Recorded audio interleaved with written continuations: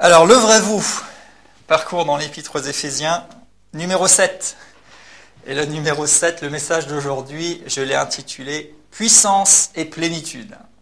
Puissance et plénitude. Et on va simplement reprendre là où on s'était arrêté dans la dernière session, Éphésiens chapitre 1. On va reprendre au verset 19. Et dans toute cette série, on a déjà vu pas mal de choses. Premier message, on avait fait juste un petit peu un survol et une introduction sur tout ce livre aux Éphésiens et la richesse qu'il nous apporte avec toute une partie d'enseignement, de révélation sur qui nous sommes, sur qu'est-ce que Christ a accompli, et puis aussi toute une partie très pratique pour notre vie spirituelle et notre nouveau statut, aussi notre comportement en tant que fils et filles de Dieu et personnes régénérées. Et puis on avait commencé à regarder certaines de ces vérités beaucoup plus en profondeur et en détail. On a vu que Dieu nous a choisis, que Dieu nous a aussi rachetés. Il nous a donné la rédemption et la rémission de nos péchés. Il nous a donné la sagesse et l'intelligence pour que nous puissions vivre dans vraiment l'application et la pratique de tout ce qu'il nous enseigne. On a vu aussi qu'il nous a scellés du Saint-Esprit, ce Saint-Esprit qui est la marque, la preuve qu'on lui appartient, mais qui est aussi avec nous pour nous permettre de vivre et d'avancer, de nous développer dans notre identité, dans tout ce que Dieu a mis à disposition pour nous aussi. Et puis la dernière fois, on a parlé de la connaissance révélée. Et cette prière de Paul, vraiment qu'on puisse avoir les yeux de nos cœurs qui s'illuminent, qu'on puisse comprendre, qu'on puisse réaliser la richesse, la grandeur, la gloire de ce qui nous appartient maintenant à cause de l'œuvre de Christ. Et on va continuer aujourd'hui et reprendre directement au verset 19 sur lequel on s'était arrêté et qui nous dit, Éphésiens 1, 19, donc c'est la suite de cette grande phrase et prière, donc que nous puissions comprendre quelle est envers nous qui croyons l'infinie grandeur de sa puissance, se manifestant avec efficacité par la vertu de sa force.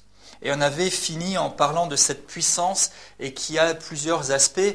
La puissance qui est comme ce potentiel qui est disponible, mais qui a besoin d'une énergie pour l'activer et pour que ça devienne quelque chose qui agit, qui est efficace. Comme il est dit ici, la puissance c'est dynamis et dynamis c'est la dynamite. Et aujourd'hui, je voulais repartir de ce verset et vraiment nous donner et recevoir de Dieu cette impulsion en disant qu'il nous a donné sa puissance qui veut se manifester avec efficacité par la vertu de sa force. En fait, Dieu nous a donné de la dynamite. Et cette dynamite a besoin d'être activée, de recevoir l'énergie pour devenir vraiment une force agissante dans notre vie. Et en fait, cette force, on avait parlé l'autre fois, c'est la racine kratos. Et kratos, il y a la notion aussi d'autorité. Par exemple, quand on parle de démocratie, ça veut dire en fait littéralement que c'est le peuple qui a de nouveau l'autorité ou le pouvoir. Alors c'est bien ou moins bien, nous on vit dans une théocratie, c'est ce qu'il y a de meilleur, c'est Dieu qui a l'autorité absolue dans son église et dans sa maison. Mais en fait ici, on voit que Dieu nous a donné et nous met à disposition sa puissance, sa dynamite, mais c'est nous qui avons l'autorité de la rendre efficace et agissante dans notre vie. Et Paul déjà soulignait ça ici aux Éphésiens, mais il le souligne à différentes églises, et ça doit vraiment nous faire réaliser, si ce n'est pas encore le cas, que c'est une partie intégrante de la pensée de Dieu, de l'œuvre de Christ et de l'Évangile que de vivre, d'expérimenter et j'allais dire d'activer, parce que c'est notre part, la puissance de Dieu. Paul va dire par exemple aux Romains, dans Romains 1,16, que l'Évangile est une puissance de Dieu pour le salut de quiconque croit. L'Évangile en nature, en essence, c'est une puissance. 1 Corinthiens 2, verset 4, donc je vous les cite juste rapidement, il est dit « Ma parole et ma prédication ne reposaient pas sur les discours persuasifs de la sagesse, mais sur une démonstration d'esprit et de puissance, afin que votre foi soit fondée, non sur la sagesse des hommes, mais sur la puissance de Dieu. » Donc Paul encore montre que moi je suis venu vous prêcher, vous amener la parole de Dieu, vous amener l'évangile, mais pas seulement comme des discours d'une sagesse humaine ou comme une autre mode ou comme une autre théologie, et le CFB n'est pas là comme une autre prédication ou juste une autre théologie, mais nous nous appuyons sur la parole de Dieu, mais avec une démonstration d'esprit et de puissance pour que votre foi soit fondée pas seulement sur ce que pasteur Claude Sogg, le fondateur de cette école, ou aujourd'hui Fabien ou les autres orateurs vous ont apporté, mais que votre foi soit fondée sur la puissance de Dieu. Que votre foi soit fondée sur la dynamite de Dieu. Que nous puissions vraiment marcher et progresser en nous fondant sur la puissance de Dieu. Et ça doit nous donner de l'assurance.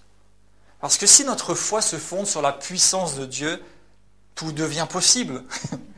Si notre foi est fondée réellement sur la puissance de Dieu, nous rentrons dans le domaine de ce qui devient maintenant illimité. Parce qu'à Dieu, tout est possible.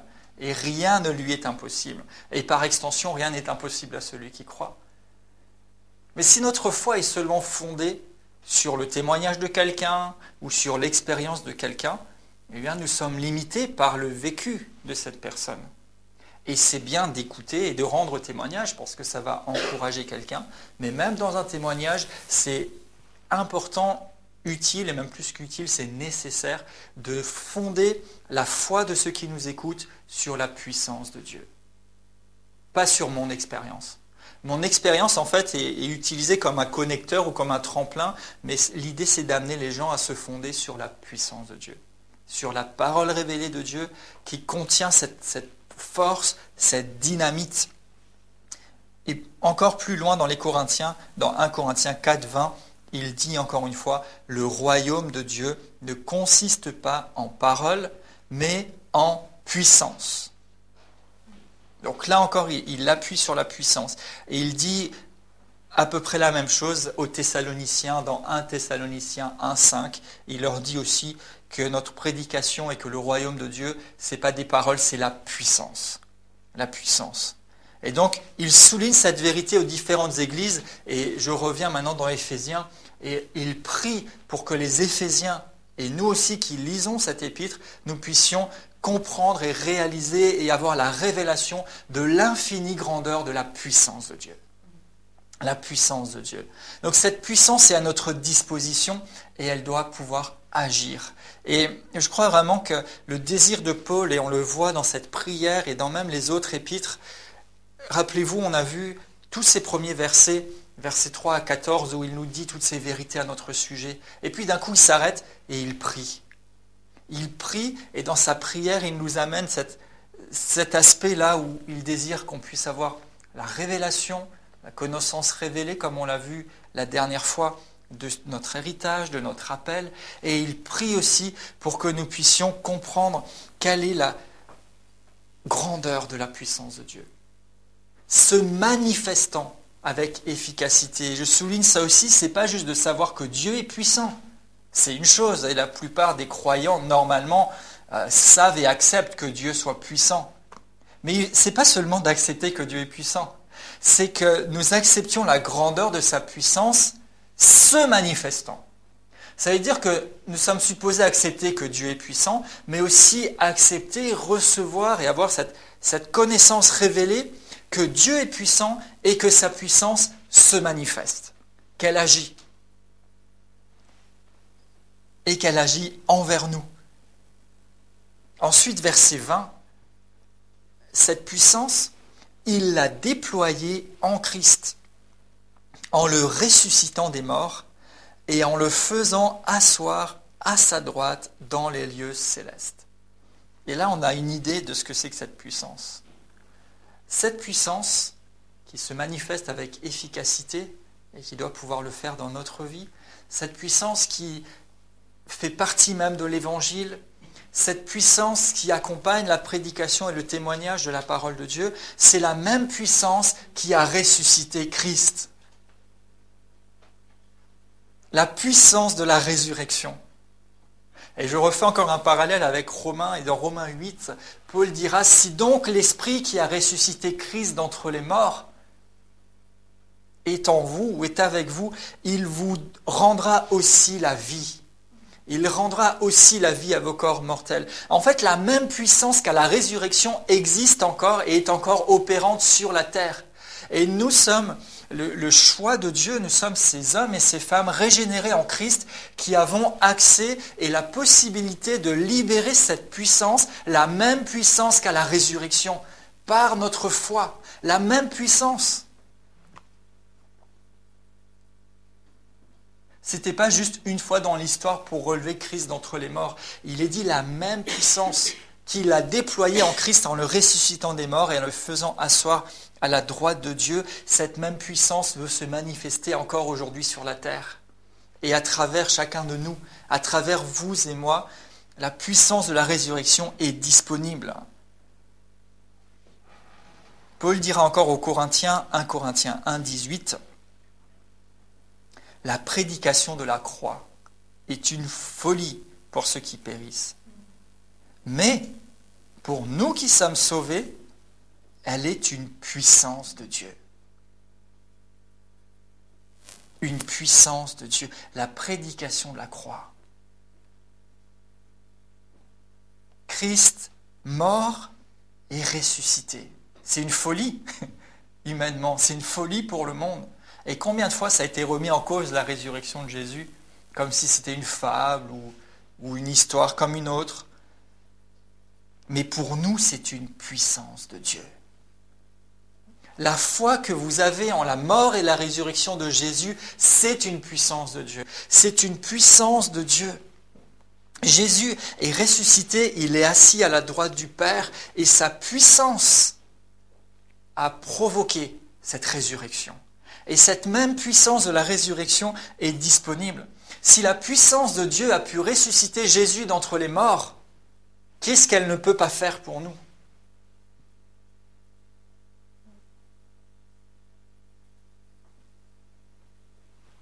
Verset 22, au sujet de Jésus, il est dit « Il a tout mis sous ses pieds et il l'a donné pour chef suprême à l'Église, qui est son corps, la plénitude de celui qui remplit tout en tous. » Donc ici, on voit que Jésus a reçu du Père toute la puissance. Il a tout mis sous ses pieds et il l'a donné pour chef suprême à l'Église qui est son corps. Jésus est au-dessus de toutes les autorités. Autorité physique, autorité spirituelle, autorité humaine, quel qu'il soit. Et ici, Paul va de nouveau mettre l'accent sur Jésus lui-même. Sur Christ lui-même, sur sa puissance, sur sa position à lui, parce qu'en fait, la position de Christ est une réalisation et une révélation qui est même plus importante que les actions ou les œuvres que Christ peut faire. Ici, Paul nous montre que Dieu a mis Christ au-dessus de toute autorité, au-dessus de toute puissance, et qu'il a été ressuscité, qu'il est assis dans les lieux célestes. Il ne dit pas ici spécialement Jésus qui peut vous guérir, vous sauver, vous délivrer, pourvoir à vos besoins, etc. Ailleurs dans l'Écriture, il le fait, et il a raison de le faire, ça fait partie du message. Mais ici, toujours dans ce développement d'Éphésiens 1, et finalement dans ce que nous regardons dans la perspective du vrai vous, de ce que nous sommes vraiment à cause de l'œuvre de Christ, eh bien, Paul continue d'insister sur la notion du statut et de la position. Et en fait, la première chose qu'on a besoin, c'est de comprendre, on l'a vu l'autre fois pour nous, notre statut, notre position. Et à partir de là, on va pouvoir aussi agir et se comporter en fonction. Bien, on a aussi besoin de comprendre et de réaliser le statut et la position de Christ, ce qui vient nous conforter dans notre propre position. Donc, il souligne plus la vérité et la position de Jésus lui-même que ce qui, finalement, ne sont que des effets collatéraux de sa position. Les miracles, la puissance, la guérison, la délivrance, la provision, tout ça c'est merveilleux, c'est puissant, mais c'est jamais une recherche en soi. Ce ne sont que des effets collatéraux du fait que Christ est mort, ressuscité et qu'il est assis à la droite du Père. Et en fait, quand nous réalisons, nous acceptons Et à travers ça, finalement, nous établissons le règne de Christ dans notre vie, eh bien, toutes ces choses-là viennent avec parce que ce sont des effets collatéraux de son règne et de son autorité. Est-ce que vous comprenez ? Parfois, on cherche les miracles, on cherche la guérison, on cherche la provision, tout ça, et on a raison parce qu'il y a les promesses de Dieu à ce sujet, mais par-dessus tout cela, et c'est ce que Paul remet comme focus, comme insistance, c'est regarder Christ qui est mort, ressuscité, qui est assis à la droite du Père, qui a été mis au-dessus de toute autorité, qui a tout sous ses pieds. Et en fait, si nous réalisons que tout est sous ses pieds, qu'il est au-dessus de toute autorité, eh bien, ça vient encore nous renforcer dans la foi, en sa puissance et dans le fait que tout est possible. Et que même plus que ce que j'aurais eu besoin ou cherché, je peux être au bénéfice de toute chose. Parce qu'il est au-dessus de tout. Au-dessus de tout. Le monde est tellement instable et les choses sont tellement variables, mais la position de Jésus ne change pas. Il règne et il régnera. Et il a été établi au-dessus de tout et rien ne peut plus passer devant lui ou au-dessus de lui. Il a été établi au-dessus de toute puissance, de toute autorité, et tout est sous ses pieds. Tout est sous ses pieds. Et nous, on est où ? Nous sommes en Christ, assis avec Christ dans les lieux célestes. Et effectivement, Paul va souligner dans la suite, au chapitre 2, cette vérité-là. Mais en fait, nous sommes en Christ. Et de la même façon que Christ est ressuscité et assis dans les lieux célestes, auprès du Père et dans sa position d'autorité au-dessus de tout, avec tout sous ses pieds, l'Écriture nous enseigne, et on y reviendra certainement, que nous aussi, nous sommes ressuscités avec Christ, qu'il nous a fait asseoir avec lui dans les lieux célestes. Ça veut dire que si nous sommes assis avec lui, et si nous sommes ressuscités avec lui, et que tout est sous ses pieds, ça veut dire aussi que tout est sous nos pieds. Ça va ou je prends le tableau pour faire A plus B ? C'est simple, c'est évident. Mais nous sommes en Christ. Nous sommes assis avec lui. La puissance qui a ressuscité Christ d'entre les morts nous a ressuscités, nous a relevés de ce monde de destruction, nous a arrachés au royaume des ténèbres, nous a arrachés de cette route vers l'enfer sur laquelle nous nous précipitions et nous a amenés maintenant dans le royaume de la lumière, dans le royaume de Dieu, assis avec lui. Et si je suis assis avec Christ et si je suis en lui, et que tout est sous ses pieds, c'est que tout est sous mes pieds. Pas à cause de moi, pas parce que je pourrais faire ou ne pas faire, mais parce que je suis en lui et à cause de sa puissance qui se manifeste avec efficacité dans ma vie. Parce que ma foi est fondée sur la puissance de Dieu. Ce qui veut dire que quand je vais prendre position dans ma vie quotidienne et à travers ça dans ma vie de foi, je prends position pas seulement parce que j'ai bien appris ma leçon, que j'ai bien lu ma Bible et que je sais qu'il faut croire et confesser, mais je prends position parce que ma foi s'appuie sur la puissance de Dieu.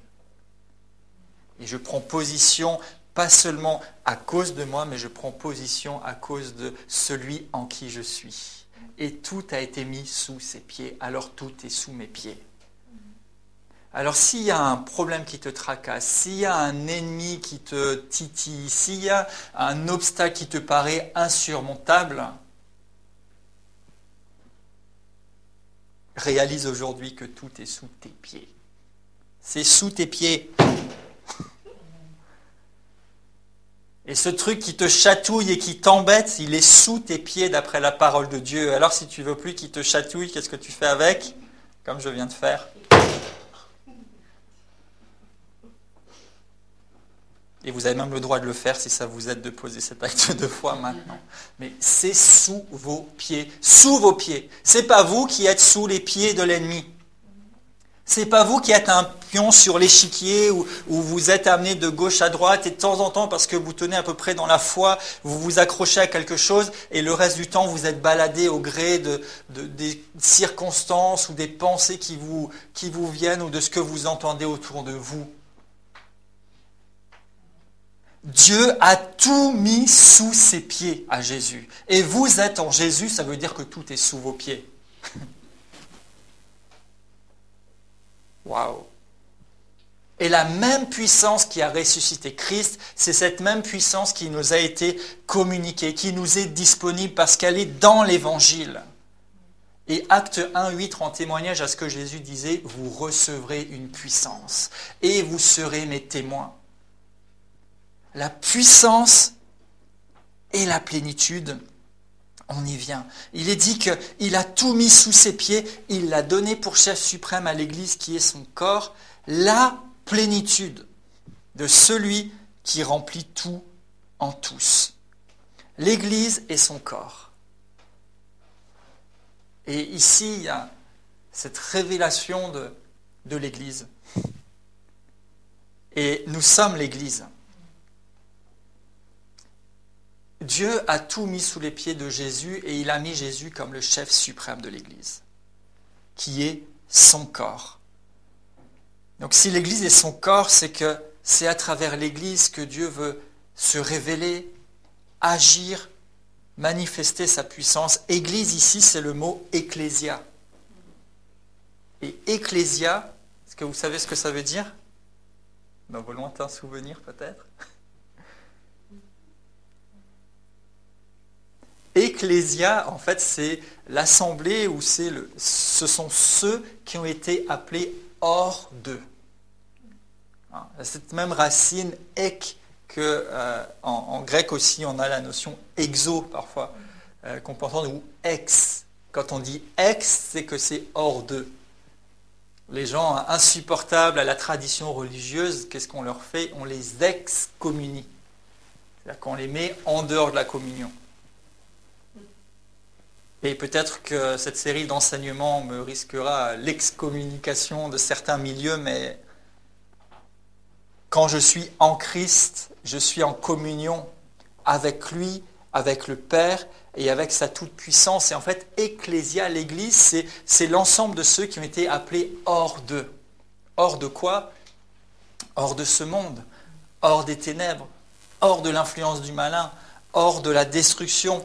Et on pourrait continuer la liste de la corruption, hors de tout ce qui est limité, hors de l'impuissance, de l'incapacité à agir dans la vie, hors de la faiblesse et du, alors je ne sais pas si on dit ce mot, du fait d'être démuni. Hors de toutes ces choses pour entrer dans son royaume, être dans la lumière, être régénéré, être métamorphosé, être capable de saisir l'insaisissable humainement et l'illimité de Dieu. En fait, il nous a mis hors de ce monde et tout ce qui peut nous retenir et nous corrompre, et il nous a mis en Christ. Il nous a mis en lui. Nous sommes maintenant devenus son corps. Nous sommes, et l'Église dans son ensemble, est le corps de Christ. Et Dieu a donné Christ comme chef suprême. C'est vrai qu'il y a des pasteurs, il y a des apôtres, des évangélistes, des docteurs, et toutes ces choses-là, et tous les ministres possibles et imaginables. Maintenant, dans certaines régions, il y a des généraux.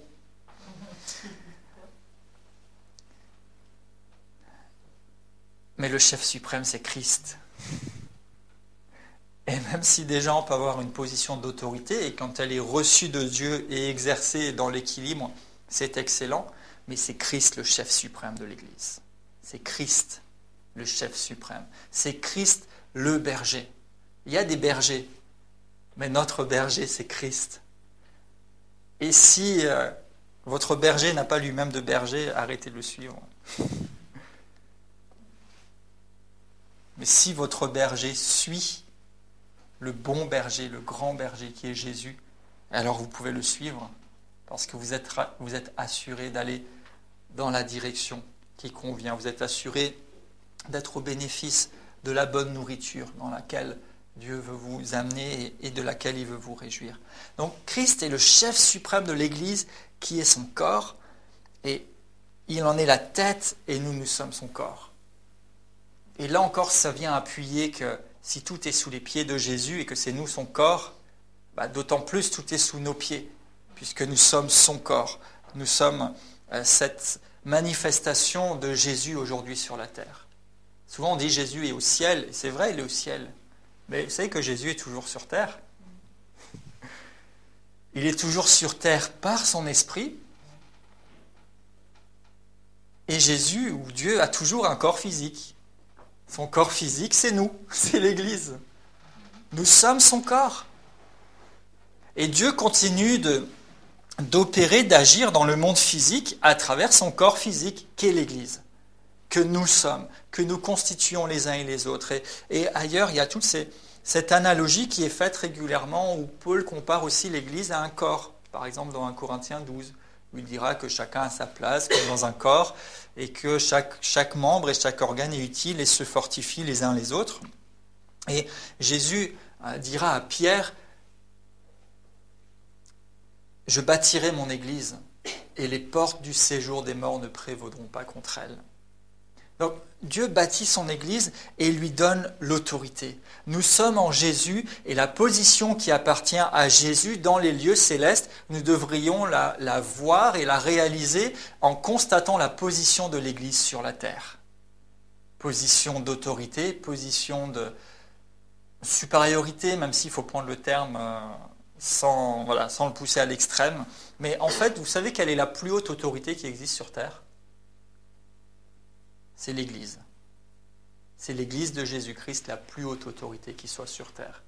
Il y a des gouvernements, il y a des confédérations de pays, et il y a toutes ces choses-là. Et bien sûr, l'Écriture nous dit que la première chose, c'est de prier pour nos autorités, parce que les autorités sont établies par Dieu. Mais la plus haute autorité, le plus haut niveau d'autorité sur terre, il est dans l'Église. Parce que tout est sous les pieds de Christ. Et que nous sommes son corps et nous sommes en lui. Toute autorité lui a été donnée. Et Jésus disait même ça à ses disciples avant de les envoyer dans la mission. Il dit, toute autorité m'a été donnée et voici je vous envoie. Donc il y a ce transfert et cette communication d'autorité qui nous appartient, qui est à nous. Donc tout a été mis sous ses pieds et tout a été mis par extension sous nos pieds. L'autorité qui est la puissance de la résurrection qui appartient et qui est en Christ est aussi votre partage, notre partage.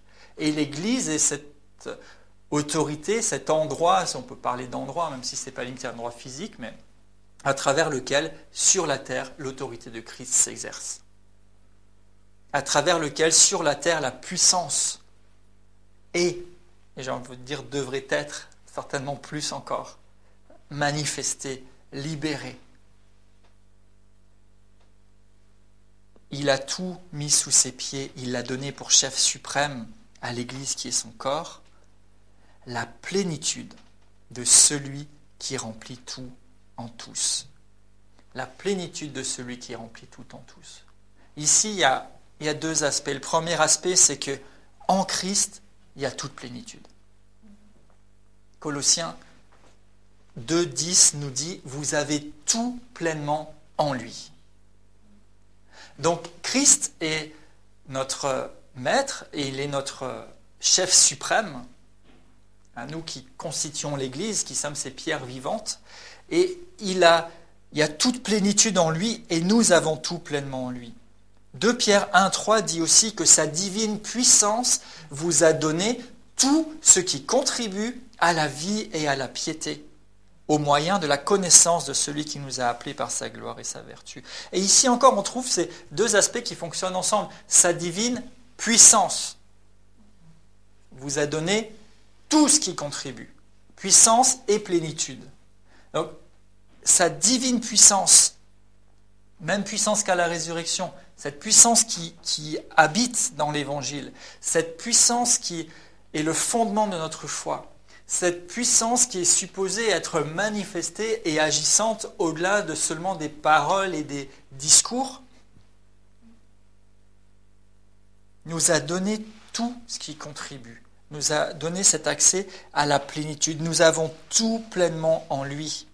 Et l'un des aspects de cet enseignement, depuis qu'on a démarré, c'est de réaliser et de nous ancrer solidement et j'ai même envie de dire de nous visser, de nous accrocher et de nous sceller dans la réalisation et la conscience et la conviction absolue et inébranlable qu'il a tout accompli, que tout est déjà disponible. Et que notre part, ce n'est pas d'essayer d'aller arracher quelque chose, mais c'est de marcher, de vivre et de manifester ce tout accompli. Cette plénitude, de vivre et de marcher dans la réalisation et du coup l'expérimentation de tout ce qu'il a déjà fait. Il l'a déjà fait. Et il nous a donné tout ce qui contribue. Nous avons en lui la plénitude. La plénitude de celui qui remplit tout en tous. Vous savez, parfois on prie ou on demande ou peut-être même on supplie pour avoir plus de Dieu, mais vous ne pouvez pas en avoir plus parce que vous avez déjà tout. Oui. Mais en fait, pour avoir ce plus de Dieu quelque part, c'est en fait que nous avons besoin de réaliser, d'accepter, de recevoir et de prier et de confesser et de libérer ce tout que nous avons reçu. C'est pas que Dieu doit vous en donner plus, c'est que vous avez besoin, vous, de puiser et de libérer ce tout que vous avez déjà. Et c'est aussi tout l'objet de ce que nous partageons, c'est déjà de rafraîchir ou de préciser les notions de ce que nous avons, de ce qui nous appartient, de ce que nous pouvons faire, et c'est aussi d'activer ces choses. Et je prie vraiment, je désire qu'à travers même ces enseignements, il y ait aussi toute une dimension d'activation. Pas juste qu'on ait de nouveau appris ou entendu, mais que ça active, que ça réveille quelque chose en nous, et que cette puissance et plénitude deviennent plus évidentes et que nous marchions réellement dans cette dimension-là. Christ nous a tout donné pleinement, tout est pleinement en lui. En lui habite toute la plénitude de la divinité. C'est toujours Colossiens 2 qui dit ça. Toute la plénitude de la divinité habite corporellement en Jésus. Donc, il est cette plénitude. Il est celui qui remplit tout en tous. Et j'aime beaucoup cette notion du tout en tous. S'il y a un vide de quoi que ce soit, Jésus le remplit. Il peut remplir tout et en tous. Mais il y a un autre aspect de la plénitude de celui qui remplit tout en tous. Donc Jésus est la plénitude de Dieu et il veut combler, remplir tout ce qui doit l'être. Mais en fait, l'Église, c'est la plénitude de Christ. Parce que l'Église est censée manifester et montrer au monde Christ. Donc en ce sens, l'Église est la plénitude de Christ. Et aussi parce qu'en fait, c'est un peu grave de dire ça, mais vous allez me comprendre, sans l'Église, Christ n'est pas complet. Dieu a choisi d'établir l'Église et de nous établir pour justement avoir ce corps qui agit, qui exerce son autorité sur la terre. S'il n'y a pas l'Église, Christ est incomplet. Parce que la manifestation ou l'expression de Christ sur la terre, c'est l'Église. Et quand on parle d'Église, c'est pas comme pour juste parler d'un truc global dont chacun se déresponsabilise. Mais en fait, quand on parle de la plénitude de Christ et de l'Église qui est ce corps, c'est-à-dire que chacun pour notre part, qui constituons une pierre vivante, nous sommes une partie de la plénitude de Christ sur la terre. Et ça vient du coup ouvrir beaucoup de choses, mais je ne peux pas aller dans tout aujourd'hui, parce qu'il faut y aller progressivement, mais ça ouvre la notion de la complémentarité. Vous êtes, je suis, chacun pour notre part, quelque part un morceau, une pièce de la plénitude de Christ qui se révèle dans l'Église. Et c'est quand on met ces pièces ensemble qu'on arrive à l'image complète et que la plénitude de Christ dans son Église est manifestée. Donc nous avons chacun un morceau, on pourrait dire, du puzzle, mais l'Église est la plénitude de Christ sur la terre. L'Église est l'image, le reflet, le témoignage de Christ sur la terre. Donc lui est notre plénitude, mais en fait nous sommes aussi sa plénitude. Et ça rejoint quelque part la prière de Jésus à son Père quand il dit qu'il soit un comme toi et moi nous sommes un. Et en fait on a vraiment besoin l'un de l'autre et on devient une unité. Il est en nous, nous sommes en lui. Il est notre plénitude, mais nous en tant que fils et filles, pierres vivantes et plus largement en tant qu'Église, nous sommes aussi la plénitude de Christ parce que c'est à travers cette Église qu'il se révèle et qu'il se manifeste et que toute la diversité de ses grâces sont manifestées. Donc à travers l'Église aussi, et ça c'est un aspect qui peut ressortir ici, mais c'est à travers l'Église qu'il va remplir tout en tous. C'est-à-dire que c'est quand nous sommes ensemble et quand nous marchons dans cette complémentarité que tout est rempli en fait. Parce qu'il y a des choses que j'ai et il y a des choses que je n'ai pas, mais que mon frère ou ma sœur ont. Et quand je marche avec cette personne, du coup je suis complété. Et lui aussi est complété. Parce que moi j'ai. Et finalement, on rassemble toutes ces pièces du puzzle et le tout en tous, en fait, il est comblé à travers cette chose, mais parce que je ne sais pas quel mot donner, merveilleuse qu'est l'Église. Vous réalisez, enfin vous allez réaliser de plus en plus, je pense, mais la grandeur de ce que c'est que l'Église, en fait. Et quand Paul parle du mystère de l'Église et du mystère de Christ et de l'Église, et qu'il compare ça à la vie de couple et toutes ces choses-là, mais il y a vraiment quelque chose de tellement puissant.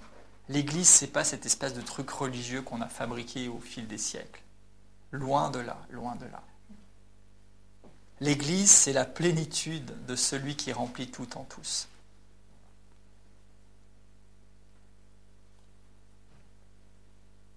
Et on peut marcher dans cette interdépendance finalement, parce qu'on est attachés les uns aux autres, parce qu'attachés à lui.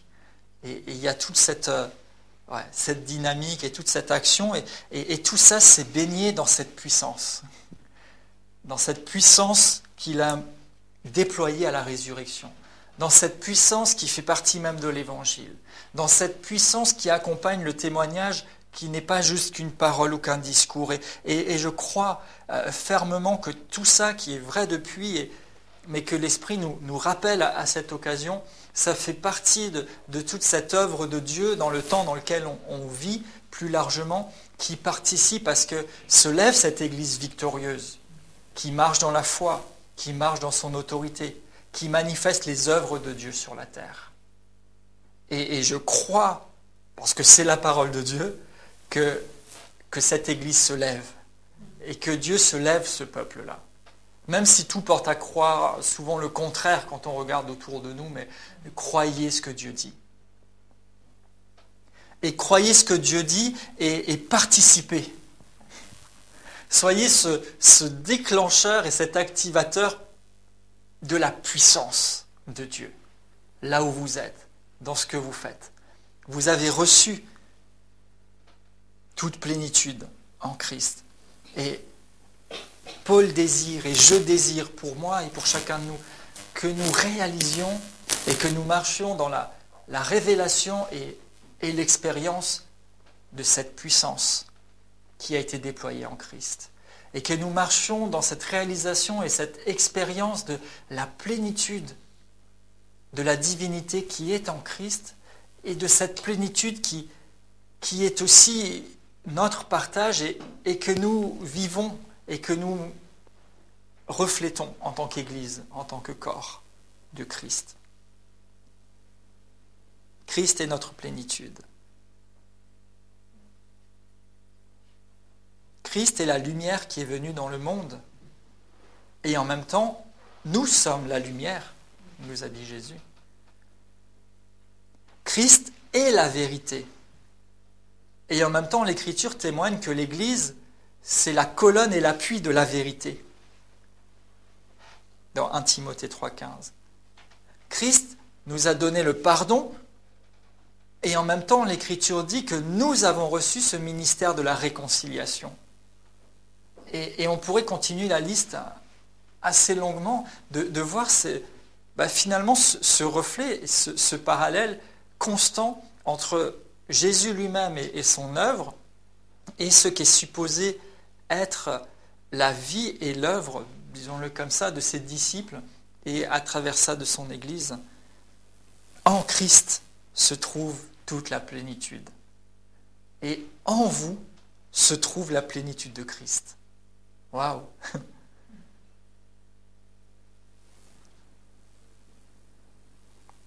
Et c'est parce que nous avons accès à toute cette plénitude que justement nous pouvons marcher et fonctionner dans la puissance.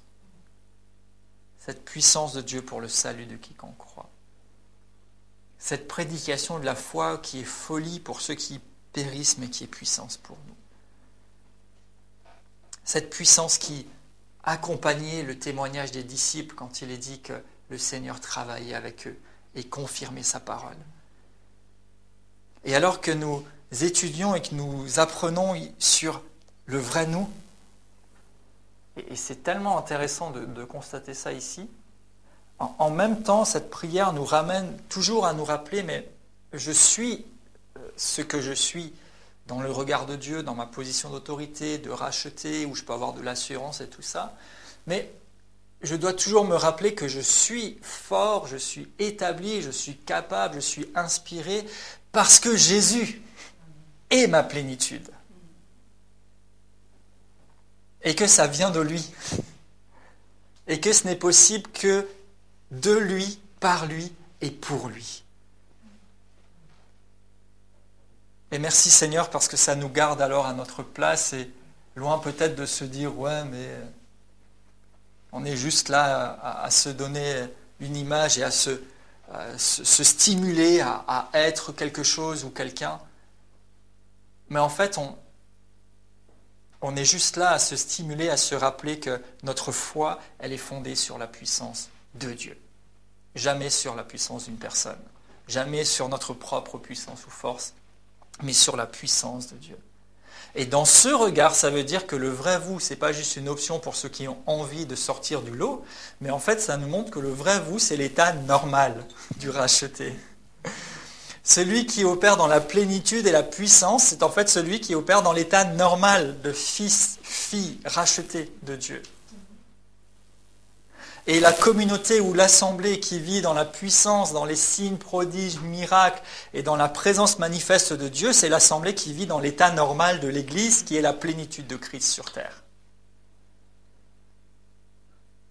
Et je remercie le Seigneur parce qu'alors que nous entendons ça et que nous l'acceptons et que nous le saisissons aussi dans la foi, en fait c'est comme si le Seigneur nous lance une occasion et que cette parole s'accompagne, et je le crois et je le prophétise aujourd'hui, que cette parole s'accompagne et qu'elle est activée au milieu de nous. Cette parole est maintenant libérée et activée dans chacune de nos vies, dans chacune de nos expériences. Je déclare que la puissance et la plénitude est libérée, que cette dynamite n'est pas juste quelque part dans une boîte, mais je libère au nom de Jésus l'étincelle qui allume la mèche. Et je déclare la puissance et la plénitude de Dieu dans notre vie, dans nos engagements. La puissance et la plénitude dans la vie de chaque personne qui regarde ou qui entend maintenant cette vidéo, cet enseignement. Parce que la puissance de Dieu n'est pas juste un concept où nous acceptons qu'elle soit grande, mais la puissance de Dieu est appelée à se manifester avec efficacité. Et je te remercie, Père, parce que nous n'avons pas reçu un esprit de timidité pour être encore dans la crainte, mais nous avons reçu un esprit de force, un esprit audacieux. Et au nom de Jésus, je libère maintenant un esprit audacieux. J'appelle les héros, les audacieux et audacieuses, les courageux à se réveiller. Je réveille au nom de Jésus les héros qui dorment dans chaque personne qui entend le son de ma voix maintenant. Et comme Ézéchiel a prophétisé sur ces eaux, je prophétise et j'appelle la vie. J'appelle la puissance, j'appelle le courage, l'audace, l'autorité. Et je te remercie, Seigneur, pour ces merveilleux témoignages. Merci pour ces eaux qui se rassemblent, pour cette chair qui est en train de pousser et pour ce souffle de vie que ton esprit insuffle. Merci, Père. Tu es merveilleux. Merci pour ta parole, Seigneur, ce matin. Nous te rendons grâce et nous t'élevons. Merci pour un esprit de foi, Seigneur. Et merci pour cette atmosphère de foi dans laquelle nous sommes maintenant, alors que ta parole a résonné, alors que tu nous rappelles que tout a été accompli, tout est disponible et que nous n'avons pas à rester timides ou limités, mais que c'est sur ta puissance que notre foi est fondée. Alors Seigneur, nous venons ce matin ensemble puiser dans ta puissance. Puiser dans ta puissance. Et alors que nous regardons à ta puissance, à ta grandeur, à ton autorité, au fait que tout est sous tes pieds, Père, nous confessons aussi que tout est sous nos pieds. Et que ce qui manquait maintenant est libéré et disponible à cause de la plénitude de celui qui remplit tout en tous. Je libère maintenant, au nom de Jésus, la pièce manquante qui vient compléter le puzzle. Seigneur, merci pour l'œuvre puissante et glorieuse que tu fais dans nos vies et que tu fais dans cette maison, Seigneur. Alléluia. Alléluia. Merci, Saint-Esprit. Merci, Saint-Esprit. C'est toi qui viens encore témoigner et donner vie maintenant à la parole que nous entendons.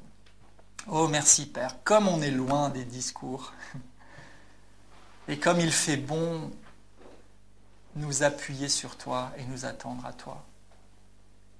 Je te remercie, Seigneur, pour l'onction qui fait éclater maintenant les jougs, Seigneur. Ce qui faisait que nos têtes restaient courbées éclate maintenant au nom de Jésus. Merci pour ta parole qui est comme ce marteau qui casse la pierre qui nous tenait séparés et enfermés. Et nous entrons, Seigneur, dans cette dimension du vrai nous. J'ai sous les yeux cette image qui est parfois affichée dans certains endroits de ce que les hommes ont cru réinventer comme évolution avec les différentes étapes du singe et puis des homo sapiens et autres, et puis finalement l'homme qui est debout. Mais ça, c'est des histoires, c'est du n'importe quoi, mais même le mal, Dieu le change en bien, et ceux qui étaient censés nous faire croire quelque chose qui n'existait pas, en fait, aujourd'hui, cette image est utile parce que, pardon, mais peut-être de ce singe courbé que nous étions, Dieu nous amène vers ce vrai nous qui se tient debout dans sa position en Christ et dans son héritage. Et il nous fait passer de ces choses tellement petites, basses et seulement terrestres à une expérience d'élévation au bénéfice du céleste dans lequel sa plénitude se révèle. Et je te remercie, Seigneur. Merci parce que tu nous as relevés. Cette puissance qui a ressuscité Christ, elle nous a ressuscités. Certes, un jour, quand nous sommes nés de nouveau, mais ce matin, s'il y a un domaine dans notre vie qui a besoin d'être ressuscité, il est ressuscité. La puissance de la résurrection est libérée. Est libérée. Merci, Seigneur, pour les chaînes qui sont brisées, pour les jougs qui ont éclaté maintenant, pour les tombeaux d'où les endormis sortent. Comme Lazare. Certains ont dit que c'était mort, c'est pas mort, c'était endormi. Et aujourd'hui, ça se réveille à cause de ta parole et de ta puissance. Je te bénis, Père. Tu es si merveilleux. Merci pour un groupe d'audacieux. Merci, Seigneur, pour la résurrection des signes, prodiges et miracles. Pour la résurrection peut-être d'une vision et d'un zèle qui vient de toi. Seigneur, merci parce qu'on est de ceux qui relèvent les défis. Alléluia. Ouais. Aucune montagne n'est infranchissable. Aucun obstacle n'est trop grand. Tout ça, c'est sous nos pieds. Parce que nous sommes en toi. Je te remercie.